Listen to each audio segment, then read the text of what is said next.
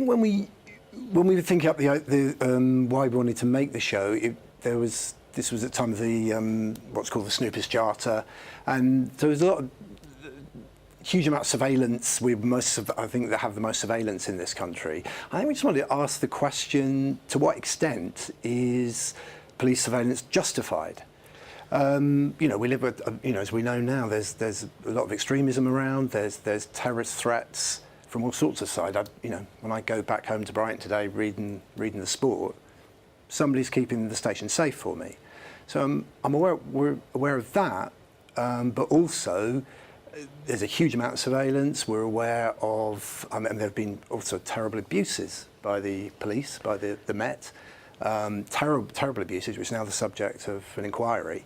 So there are strong arguments both sides. So it just felt at that time that we were maybe sleepwalking into surveillance, and maybe what theatre can do is get people to think about it, and so that was the drive behind it. So no matter what your view, obviously very valid debates, from both sides, but valid debate doesn't always make good theatre. How do you then go about turning that into something people really want to be a part of and get gripped by? Well, I think that the trailer there maybe gives you an idea of it. I mean, I've spent 32 years as a working actor.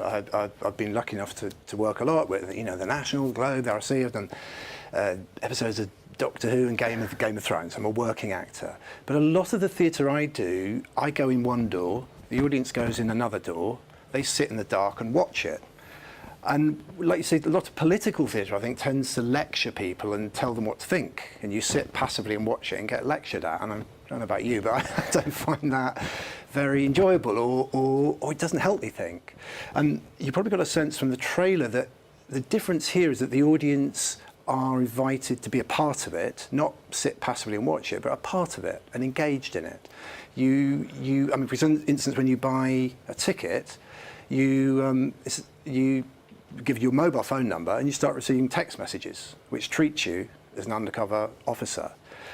And then on the day of the performance, you'll get a text message telling you the location to go. So it's a secret location. It doesn't happen in a theatre.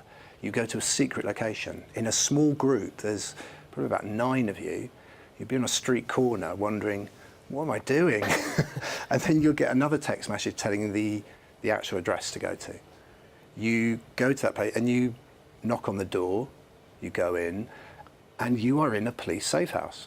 And you are treated like an undercover officer, and you are briefed on your mission, Operation Black Antler. And the mission is to infiltrate a group on the fringes of society, an extreme political group. That's going to be your mission. In order to do it, you have a covert identity. So in this section of the piece, you're coached to what the police called a legend, a covert identity.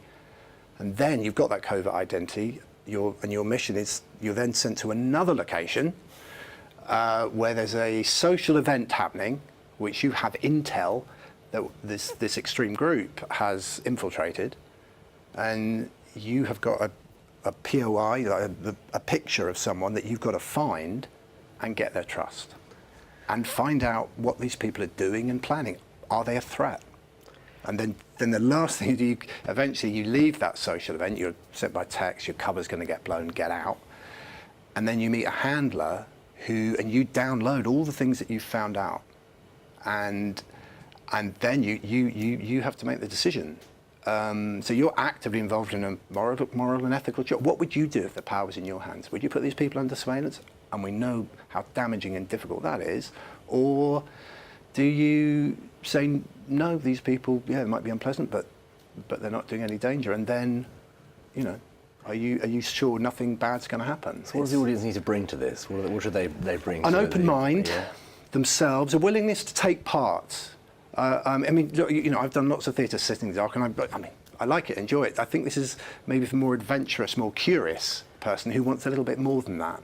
But you don't have to be, I think just an open mind and a willingness to take part. The more you put in, the more you get out. But you don't have to be a loud mouth. You don't have to be an extrovert.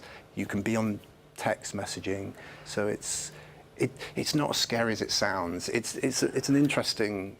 It's just engaging. But it must be quite a bit scarier as an actor Well, you don't have the comfort of the script that you know you're going to stick to, as you say, in those dark rooms. You're just going to follow that script and get to the end. That's absolutely I imagine true. the audience will throw a few curveballs every now and then. Absolutely, you know, that's a really good question, because it's. I mean, that's what I like about it as well. But I'll be honest with you, it's scary as a performer, yeah, because you say I know what's going to happen, and in this you're improvising, and that's, you know, doing amazing scenes, but with the audience.